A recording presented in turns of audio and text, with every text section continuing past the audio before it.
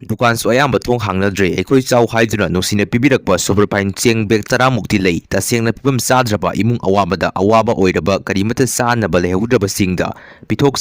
kamenda haibirakpadi ikaigani aduna inbox tawbiro haina Arambai tengkongi PR or Robin mangang khairakna phongdokli Sisipur Mizoram Paunaba lambi landslide tawkhre Arambai tengkon army ani Esingda Taothage Twramba kanba ngamkhre isona san bidura amadi Arambai gi sininaw singi hona zamandagi zenemsiraiba anaba yamba tekta kaidana safagadaba mafamda hondokpa ngamkhre mapu ibungona thawjanbiba oresanu mafam marida jingning khaibadagi gari kaya panduna lere ising chawbagi wanarige matamsida migi mapot huralambagi phare haidi Sisipurda maitegi lam singda kuki singna kaithin onthokna bohanarakpadagi polista tan Kankhre miyoi kunga mari phare haidi hawjiksu kon torakpa leptri Jeremski satra khara pallaga leiri isagi rekaisu singna thomjinkhre adubu adum thokani haina khwarakpam Surja Kumargi update bali Kongba turen yuse kon takhok mapan makha kairau kendragi Muslim site ising sauna kaire masina takhok awang kairau Muslim kiamgai Muslim arup amadi Arabti aroibada use kon takhok mapan